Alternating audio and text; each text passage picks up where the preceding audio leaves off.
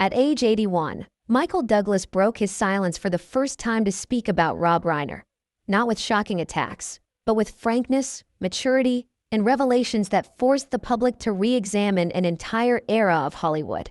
What he shared wasn't intended to expose anyone, but to clarify the truth behind fame, power, and seemingly unbreakable relationships. And that truth changed how people understood Rob Reiner, as well as Michael Douglas himself. If you want to know what really happened, don't miss this video. Like, subscribe to the channel, and turn on notifications so you don't miss the next insightful, authentic, and surprising behind-the-scenes stories of Hollywood.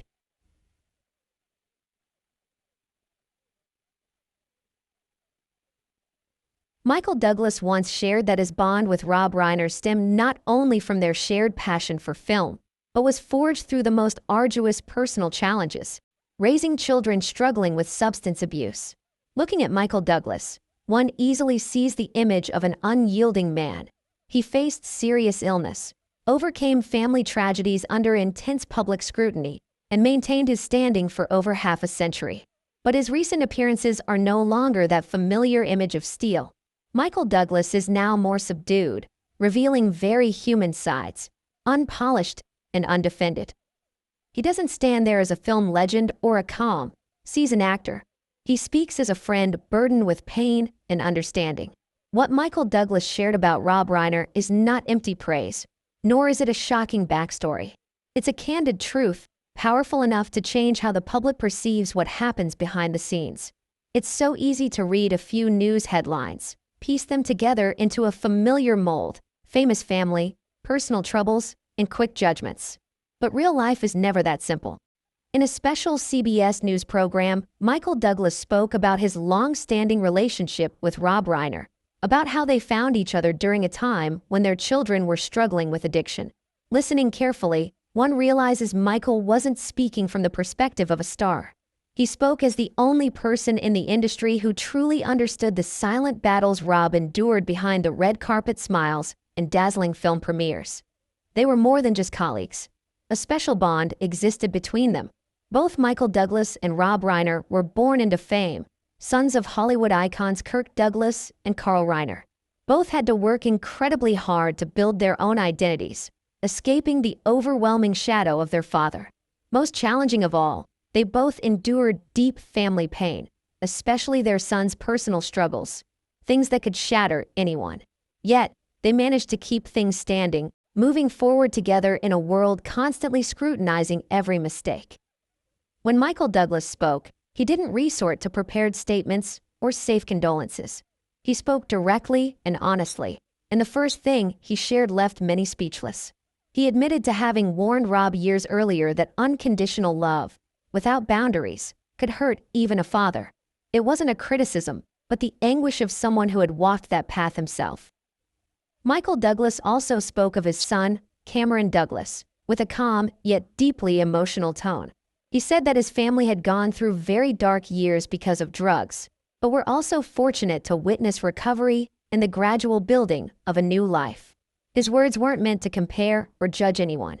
They resonated like a thunderclap because of the simple yet heavy truth. Behind the fame, money, and glamour, these fathers were just men trying to save their children in silence and despair.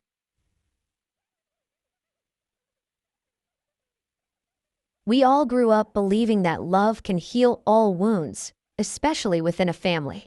But what Michael Douglas shared wasn't meant to deny love, but rather to expose its dark side when it becomes blind and boundless.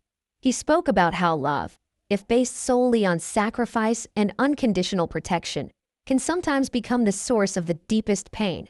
What Douglas revealed wasn't a sensational story, but the quiet reality within the Brentwood house, a reality few dare to confront or name. He admitted that for years, he had deliberately kept his distance from the Reiner family, not out of coldness or turning his back, but because he was heartbroken to see Rob's life gradually fall apart in his efforts to protect his son, Nick. To truly understand what Michael is saying, one needs to understand that he has walked that path before. He knows the feeling when a child begins to slip out of control, when each day brings a new worry. The public witnessed the tumultuous years of his family's life, the legal troubles, the embarrassing moments exposed to the media, and the sleepless nights filled with fear of what might happen next. Michael Douglas lived through that insecurity. But there was a crucial difference. He forced himself to set boundaries. Those boundaries weren't easy. They were harsh, painful, and almost tore him apart emotionally. But it was those very limits that kept him grounded and, over time, helped his son find stability. So, when looking at Rob's tragedy, Michael doesn't see it as a mystery or something inexplicable. He sees a slow, heartbreaking collapse where help didn't come at the right time. A series of choices driven by love, but lacking a stopping point. Michael also recounted a memory from many years ago, when everything outside seemed peaceful. During a casual visit to Rob on set, Michael had a bad feeling. When Nick appeared, there was something in his eyes that immediately caught Michael's attention. Not anger, nor exactly panic. He described it as a cold void, as if the lights were still on, but no one was truly inside. Nick's presence changed the entire atmosphere. Laughter faded, concentration vanished, creative energy was stifled in a tense silence. That moment was unforgettable for Michael. Rob Reiner, the director who had once commanded even the biggest names in Hollywood with absolute confidence, suddenly felt small in his own space. Power in the room seemed to reverse in an instant. The most heartbreaking thing wasn't the fear of safety, but the mental exhaustion. It was the simmering anxiety of a father afraid of disappointing his son, afraid of saying the wrong thing, afraid of shattering the fragile balance he was trying to maintain. Michael recounted that he pulled Rob aside and asked him a simple but heavy question. Did Rob still truly have control over his family life? Rob didn't answer immediately. He bowed his head, whispering that his son was going through a lot of difficulties and that the only thing they could do was continue to help, continue to hope. It was at that moment that Michael realized Rob was trapped in a spiral of toxic hope, where the belief that just a little more effort would make things better had become an invisible, inescapable snare.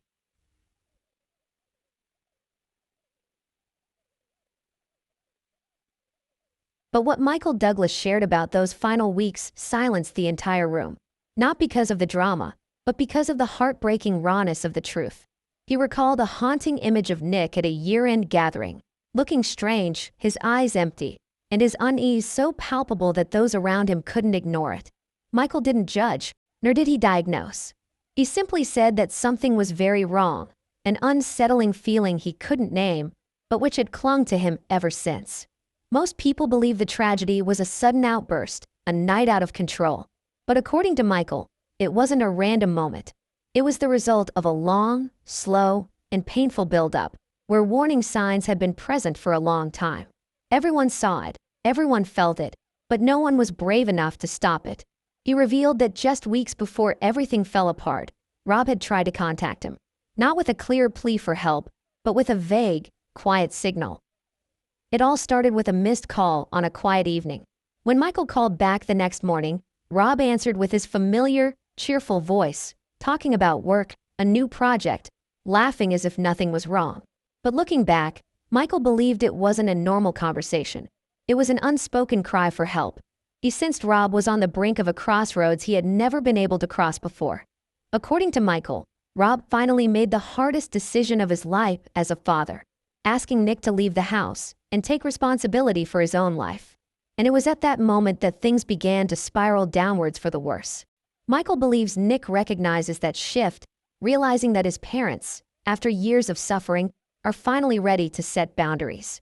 The most painful thing, he argues, isn't Nick losing control, but the moment Rob and Michelle try to reclaim their parental authority. That decision shatters the fragile balance their family has clung to for so long. Then Michael touches on a topic Hollywood often avoids: money. He states directly that this isn't just a story about a broken family. It's also about financial control. Rob isn't just providing for his son materially. He's inadvertently creating a no-holds-barred system where Nick has access to resources a vulnerable young person shouldn't have without supervision. It's no longer simply caring or providing. It's become a dangerous spiral of dependence. Michael describes a heartbreaking pattern. Every time Rob tried to back down, to set boundaries, Nick reacted violently, with threats, sudden disappearances, or unbearable psychological pressure on the parents. Facing the risk of losing their son, Rob and Michelle repeatedly gave in, not because they spoiled him, but because they were desperate. They were trying to buy peace, day by day, just to avoid further conflict. In the context of the subsequent events being investigated and handled by the authorities, Michael offered no conclusions or accusations. He only spoke of the pain of two people who tried to protect their son at all costs, without realizing that their love was fueling a destructive cycle. What should have bound their family together ultimately became their greatest weakness, silently dragging them to an undesirable end.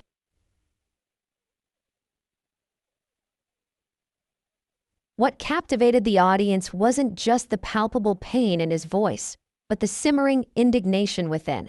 He wasn't speaking in vague despair, but in conscious anger. Anger at those who chose to stand aside, watching things go wrong but remaining silent. Michael didn't name names, but his message was clear enough. Within Rob Reiner's inner circle, there were those who witnessed signs of distress, yet treated it as normal, even accepting it as part of his character. They reassured themselves with familiar phrases. It's just Nick. He's an artist. Strong emotions are normal. Michael called that attitude a form of deadly politeness, silence cloaked in tolerance, but in reality, an avoidance of responsibility. He recounted a dinner party where Nick lost his temper over a small matter and threw a glass across the room.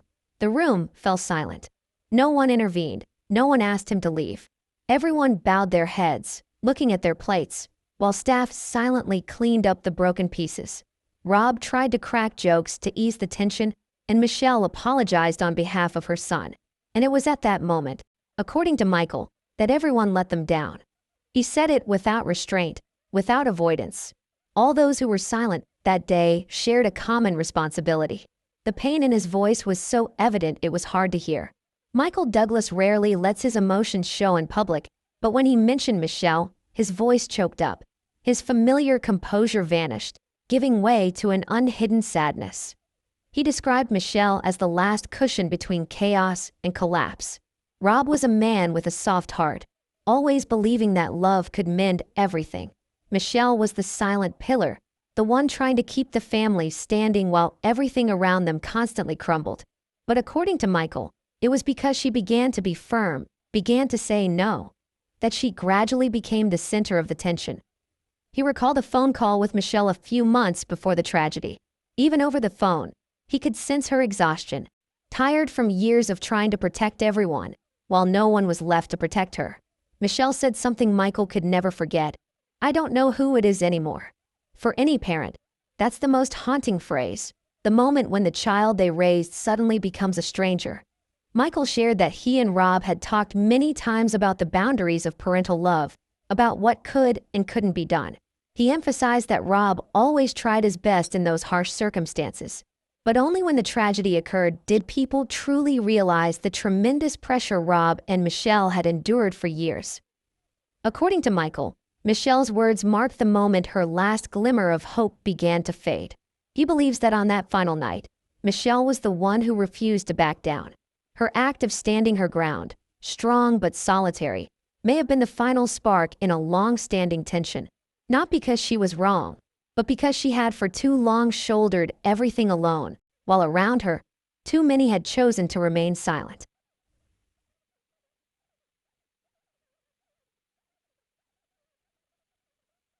When the story shifted to the legal aspect, Michael Douglas's tone changed noticeably. He became calm, almost cold, and this emotional control made his words even more impactful. Michael wasn't seeking pity, nor was he trying to steer the narrative toward justification through psychological disorders or emotional turmoil. He stated directly that, in this case, the most important thing was accountability.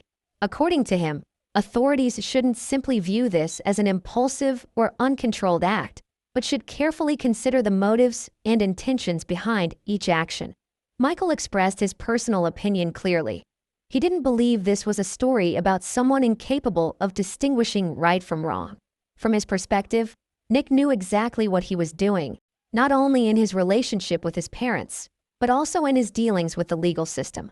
Michael mentioned Nick's cooperation upon arrest, his quick response to legal counsel, and his calculated actions. For him, it wasn't a display of panic, but rather the reaction of someone trying to protect themselves. It was a cold, unwavering observation, carrying particular weight because it came from a close friend who had witnessed the story firsthand, not from fabricated rumors. Then, Michael expanded the issue beyond personal tragedy, directly targeting Hollywood itself. He called it a curse, but not some vague misfortune. According to him, it was the consequence of raising children in an environment overflowing with privilege but lacking clear boundaries. Michael argued that the problem wasn't about fame or money, but about the adult's fear, the fear of saying no. He likened the family to a kingdom where the heir could cause great harm simply because the king wasn't firm enough to limit his power. This image wasn't just meant to depict a specific family, but a broader warning. Michael wasn't just speaking to parents in the entertainment industry. He was speaking to anyone who had ever confused giving love with giving complete control. In every word, one could sense he was also speaking to his own past self. He said that when parents think they're giving their children the whole world, they sometimes inadvertently take away their children's ability to stand on their own 2 feet. That statement resonated heavily, like a direct blow to the familiar understanding of family love. Michael also recalled that Rob had tried for years to keep things together, to maintain a family that seemed to still have a chance of reconciliation. But then he painted a heartbreaking picture. Rob Reiner, who had once brought laughter, warmth, and timeless stories to the public, ended his life in a space where joy had long since faded. The irony was so heavy that the atmosphere in the room seemed to become somber. Michael didn't forget to mention the others. He spoke of Jake and Romy, Rob's other children, with both respect and sorrow. He praised their strength, but also frankly acknowledged that they had suffered so much long before the final tragedy occurred. According to Michael, they not only lost their parents in that fateful moment, but had also been gradually losing their brother for years before, a silent, prolonged, and equally painful loss.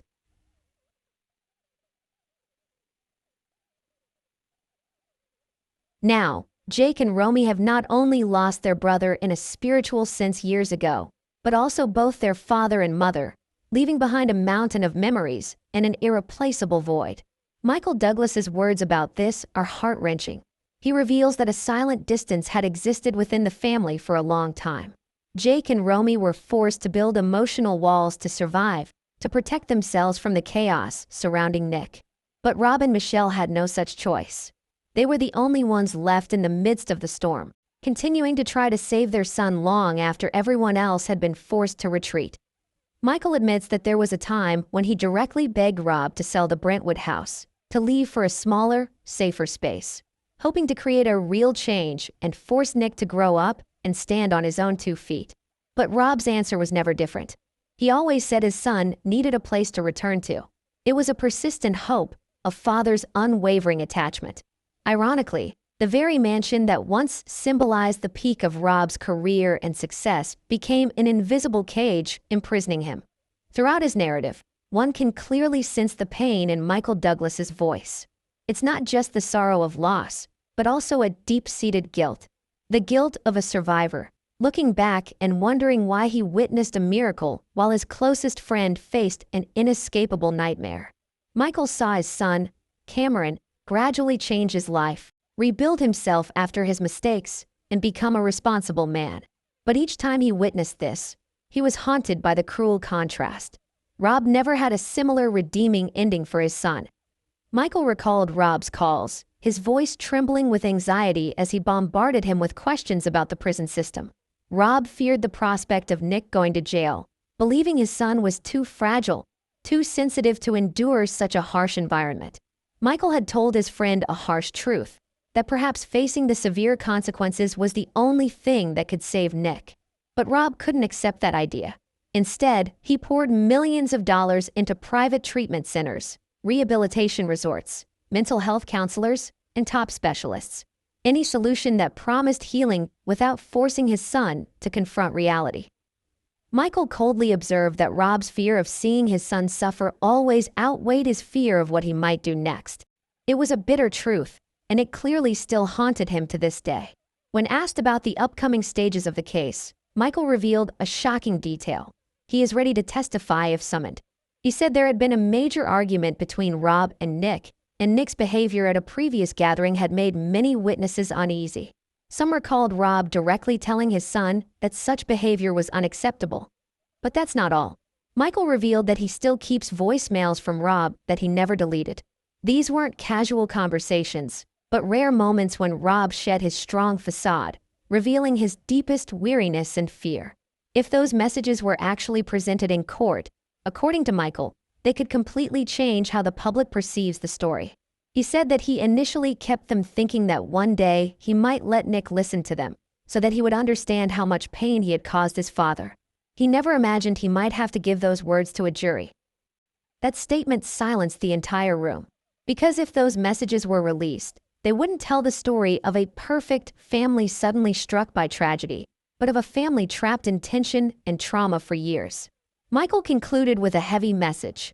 In his opinion, this story wasn't just about one individual, but exposed the collective silence of all those who saw, knew, but chose to turn away and remain silent.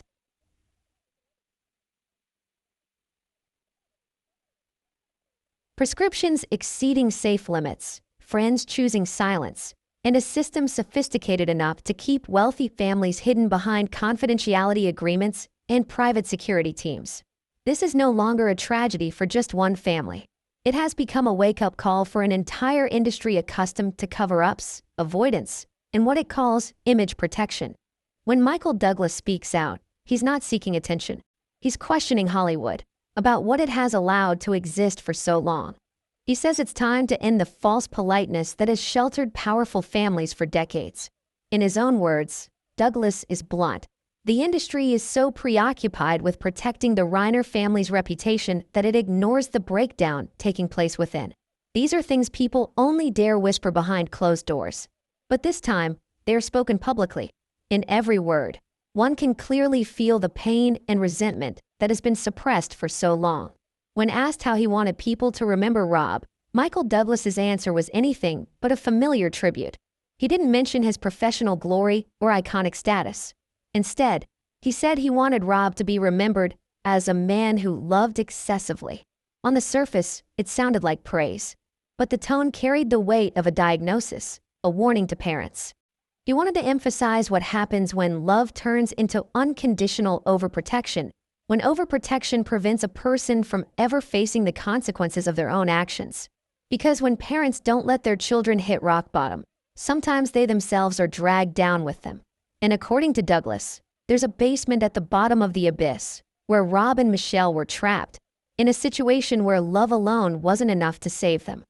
The reaction to that interview was intense. There was a shock, but also an indescribable sense of relief, as if finally someone dared to lift the veil of beautiful stories and speak the words many had feared to utter.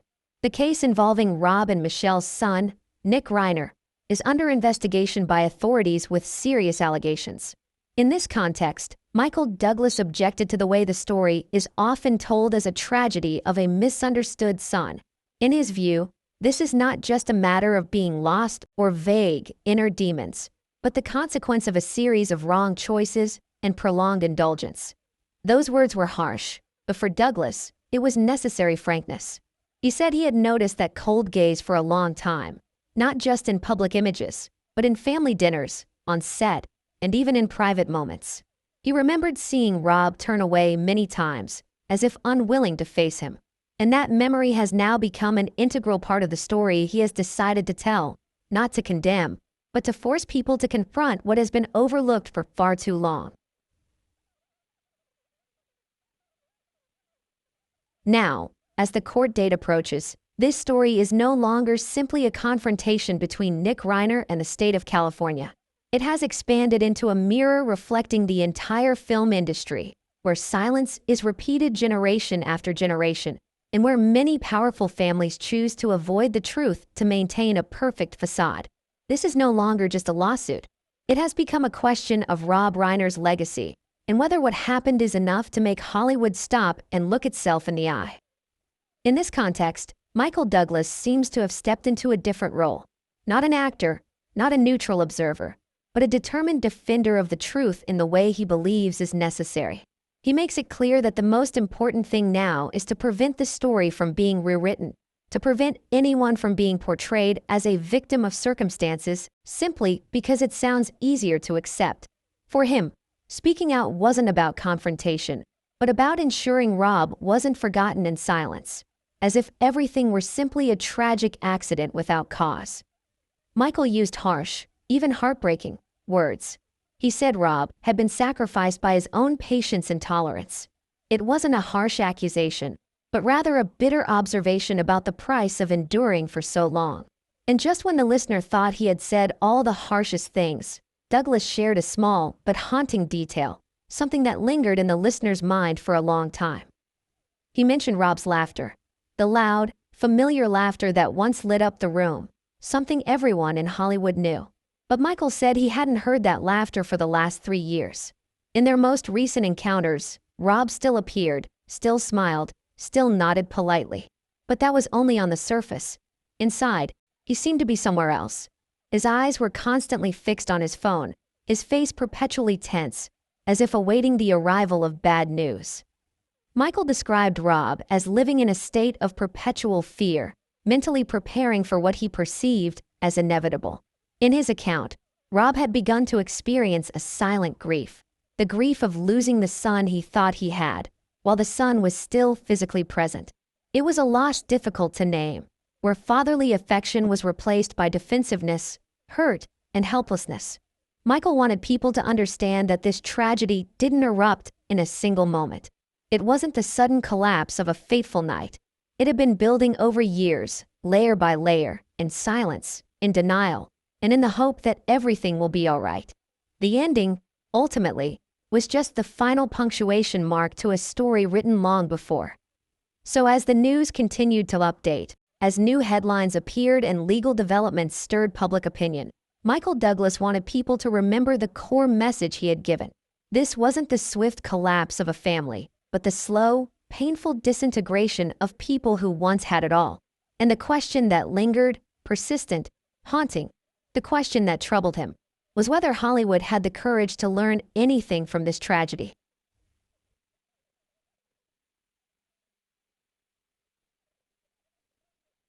If someone like Michael Douglas, with all his influence, experience, and wisdom, couldn't help his closest friend escape the tragic spiral within his own family, it raises a heavy question for everyone else. It's an unsettling, even painful, thought, but one that must be confronted. And after all, perhaps the truth is the only thing left of what's connected to Rob Reiner's name. This isn't simply a sensational Hollywood story that will quickly be forgotten.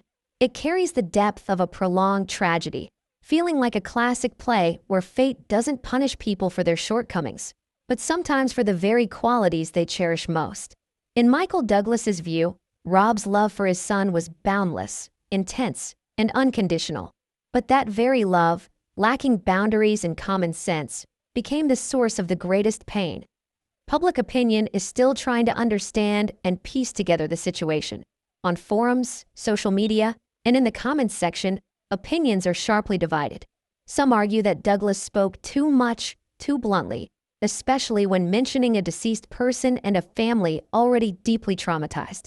But others believe that finally someone dared to say what many others only thought to themselves, that compassion, if not accompanied by truth, can become a clouding of reason.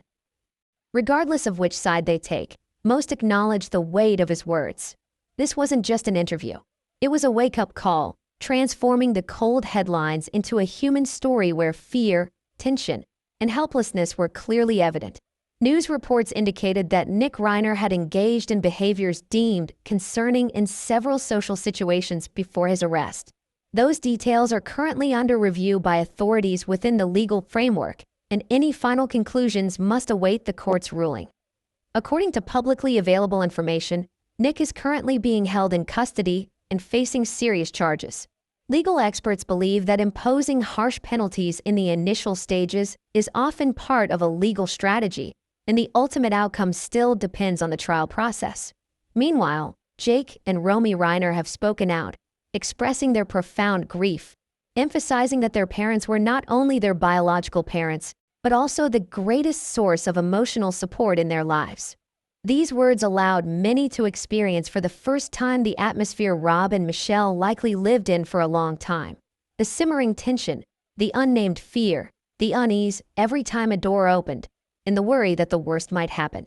Now, all the public can do is wait for the legal process, wait for the evidence, and see if previously undisclosed details will change public perception.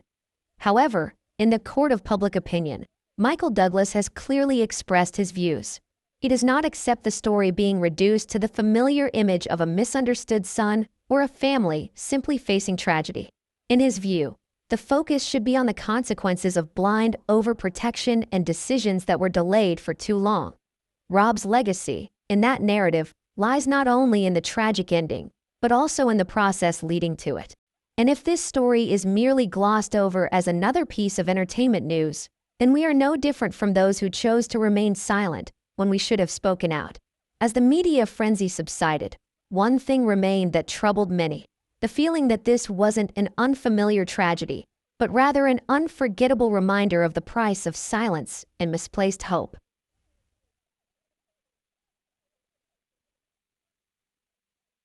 Normally, after a shocking incident in Hollywood, public attention would quickly shift within days. But this time it was different. The story surrounding the Reiner family seemed to have taken root in the public consciousness, and Michael Douglas, unintentionally, became the messenger of a truth that was hard to ignore. Since his controversial conversation, whispers began to surface. Those who had worked closely with him, former collaborators, even neighbors, all hinted that signs of cracks had been present long before things reached an irreversible point. A member of Rob's crew on his final project recalled that he seemed to carry an invisible burden. Between takes, his eyes would often be glued to his phone, as if waiting for unwelcome news. Another former assistant described Michelle as always maintaining a calm demeanor in public, but behind that smile was a long-standing tension. Those pieces of the puzzle form a picture not of a sudden collapse, but of the result of years of living under silent, prolonged, and corrosive mental pressure. While the side stories gradually emerged, Michael Douglas chose to withdraw from the spotlight. He didn't appear, he didn't speak further. But according to those close to him, his silence didn't mean giving up. Rumors suggest he's working on a major project, some say a documentary, others a personal memoir, perhaps even a book, to shed light on what happened and to honor his friend in the most sincere way possible. Whatever it is, one thing is quite clear: Michael hasn't stopped. Sources involved in the legal process indicate that prosecutors are reviewing documents Douglas has provided, including what are considered highly sensitive audio recordings. According to publicly available information, the allegations are being considered at a serious level, and if substantiated, this evidence could significantly impact how the case is viewed in court. One legal expert commented that if these documents were presented to a jury, they would offer a powerful emotional impact, as listeners could directly sense the anxiety and unease in the voices of those involved. However, the impact of the story doesn't stop in the courtroom. It's spreading and changing how Hollywood views itself. Many studios are reportedly beginning to reconsider how they manage the image, private lives, and family relationships of their big names. Behind closed doors, many are asking the question Michael Douglas posed: if unconditional, boundaryless love can lead to tragedy, what are we really teaching our children? Amidst all this turmoil, Michael was still grieving the loss of a friend. Not just a talented filmmaker, but a man who had brought laughter to millions of viewers, even while living in constant anxiety. Michael understood that this story was not over. In fact, he believed the real confrontation lay ahead. Time passed, week after week, month after month, and the courtroom doors were finally about to open. The case had become one of the most talked about trials, not simply because of the famous names involved, but because of the emotional weight of every detail. Outside the courthouse, reporters were constantly on standby, not to hunt for sensational news, but to follow a story that the public felt reflected more than just a personal tragedy. It was a mirror of a culture of silence that had lasted far too long.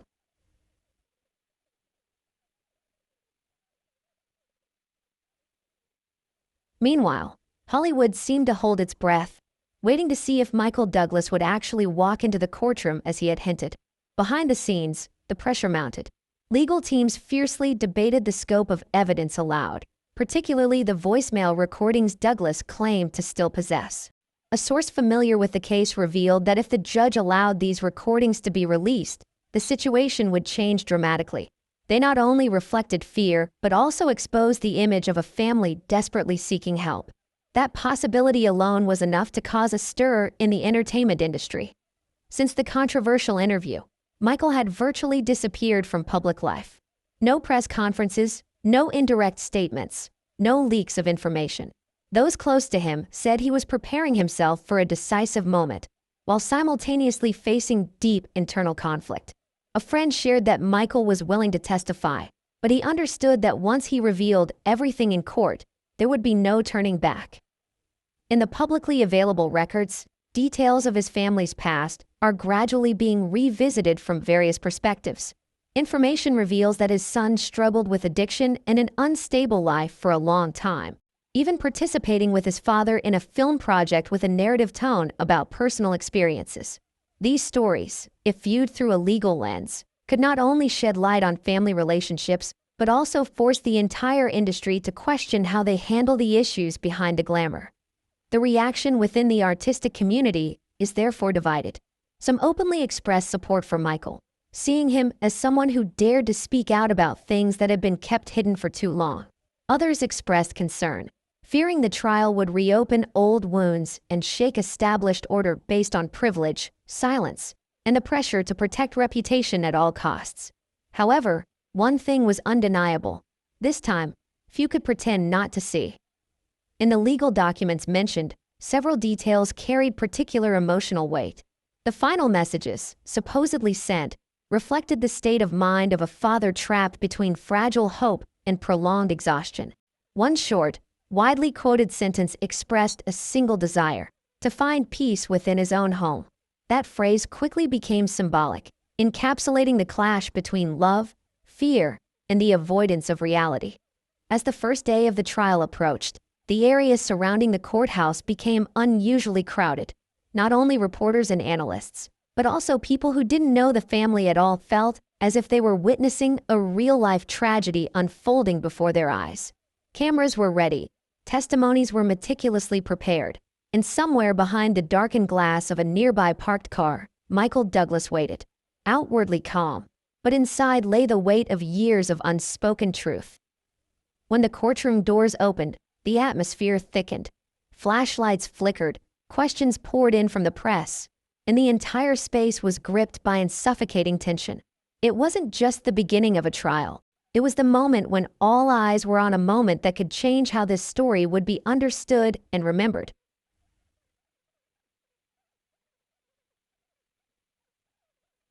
When Nick Reiner was led into the courtroom, his face was blank and cold.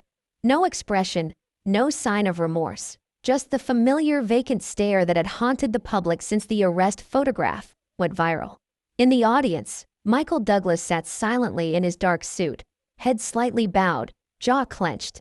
Clearly, this wasn't a moment for visual effect or media attention. For him, it was a private matter, a wound that would never heal. The prosecution entered the courtroom with absolute concentration, reconstructing a series of heavy events that created tension throughout the courtroom. They spoke of power within the family, of blurred boundaries, of the feeling of being controlled and eroded over time.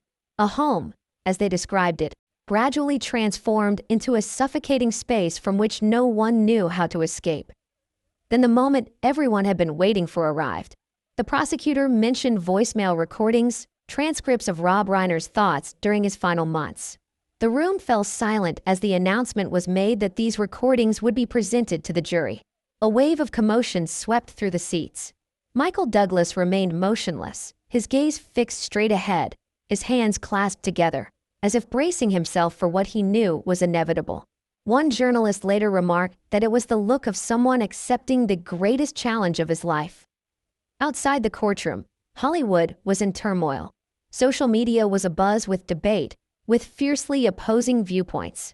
Some emphasized psychological factors, calling for empathy, while others advocated for accountability. Relationships within the entertainment industry were quietly fracturing. with unfollowing and avoidance of public appearances becoming increasingly noticeable.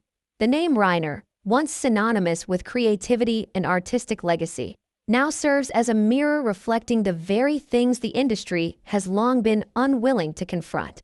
In the legal documents mentioned, the potential sentence is described as very harsh, though the final decision remains pending. But inside the courtroom, the focus is no longer on reputation or professional consequences. It's on pure human suffering. When the first recording was played, the atmosphere shifted dramatically. Rob's voice, weary and trembling, spoke of his efforts to maintain peace within his family, of how love had gradually been replaced by anxiety and fear. The jurors listened in absolute silence, some unable to hide their emotion. Those words were not merely evidence, but like the echo of a father from the past, carrying an unresolved despair. As the day's trial concluded, one thing became clear to everyone present. This wasn't just a story revolving around a fateful night, but the entire chain of years that led to it. The warnings that had once been overlooked, the ignored warnings, all were now laid bare before an unforgiving light. As people left the courtroom, a reporter quietly remarked that this was no longer simply a lawsuit, but a moment that forced the entire industry to self-reflect. The following day carried even greater weight. News reports were filled with excerpts from the recordings, Rob Reiner's weary voice echoing everywhere. One could hear exhaustion, pain, and a quiet acceptance that things had spiraled out of control. His plea for peace in his own home was repeated, becoming a symbol of the entire tragedy. In the courtroom, tension reached its peak. The defense attorney sought to limit the playback of further recordings, arguing that they could severely impact the jury's emotions. But the court ruled that the value of this evidence was undeniable. It was too direct, too real, and too painful to be set aside.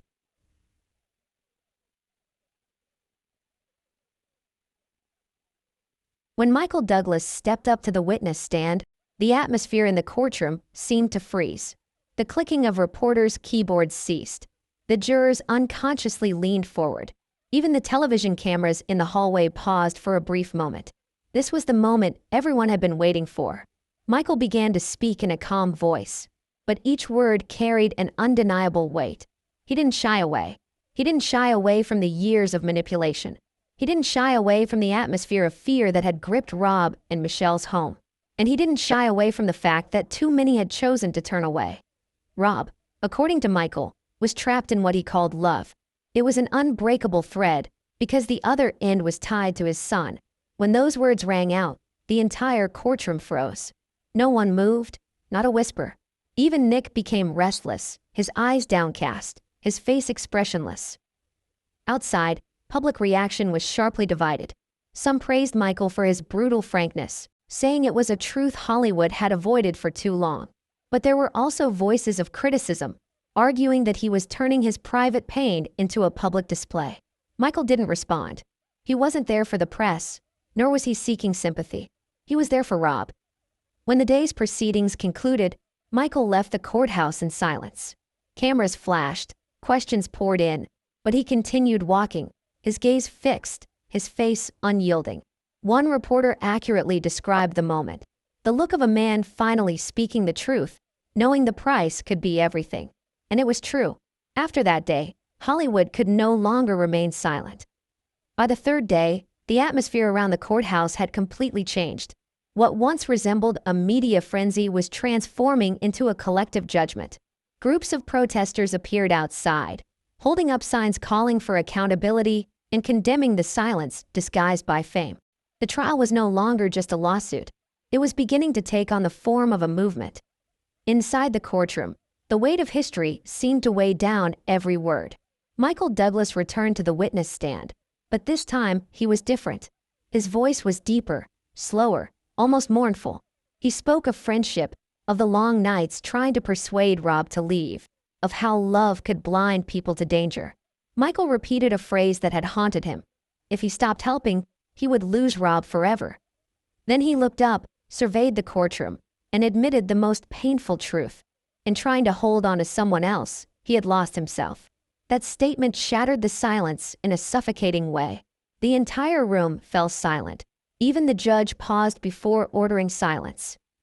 Immediately afterward, the prosecution presented text messages between Rob and Michelle from the final weeks before everything fell apart.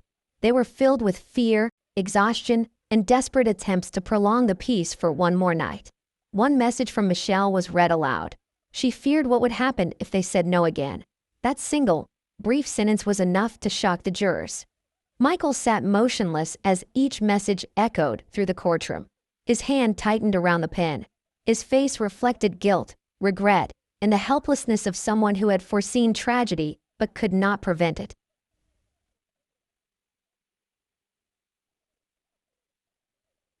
Outside the courthouse, the crowd grew thicker by the hour. It wasn't just Rob and Michelle's supporters. Mental health and family safety advocacy groups were also present. The Reiner case had transcended the boundaries of a personal tragedy. It had become a mirror reflecting what happens when love, fear, and silence clash behind closed doors. A brief statement from the prosecution, speaking of irreplaceable loss and a commitment to pursuing justice, only added to the somber atmosphere. As the day drew to a close, Michael finally stopped before the reporters, but said only one sentence before hurrying toward his waiting car. "Don't make this a joke," he said. "Make it a lesson." Those words seemed to encapsulate the emotions of everyone leaving the courthouse that day. They understood that they were not just witnessing a trial, but that a long-hidden truth was finally being revealed, a truth that Hollywood had avoided for decades. And then, after weeks of shocking testimony, moments of mental breakdown, and a series of truths that rocked the entire industry, the trial concluded. The verdict, however important, was only part of the story. What lingered more profoundly was what the case had exposed. It tore apart the familiar glamour and revealed the bitter reality that fame is not a shield protecting a family from suffering. Michael Douglas left the courtroom no longer looking like a movie star, but as a man burdened with the weight of truth. He didn't celebrate, he didn't seek the spotlight. Before leaving, he simply looked into the cameras and said one short sentence: "If you love someone, love them wisely." That quote was quickly replayed across media channels, becoming a reminder that the line between love and destruction can sometimes be frighteningly thin. Rob Reiner's story is therefore remembered not only as a tragedy. It became a warning, a reminder to parents, to friends, to anyone who ever believed that silence was a form of kindness. It showed that the price of avoiding the truth is always far higher than the pain of facing it. And this time, thanks to Michael Douglas, the truth was not buried. Hollywood is still debating, still reflecting, and perhaps, for the first time in a long time, they are truly beginning to listen. Because this is not just the collapse of a family. It is a reflection of an entire culture of secrecy and denial. Whether we like it or not, this story has left an indelible mark.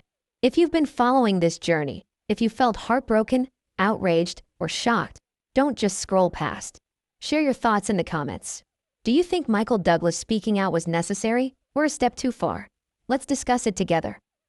And if you want to continue following deeper analyses, the stories behind the headlines, and the facts that shook an entire industry, like, subscribe, share, and turn on notifications.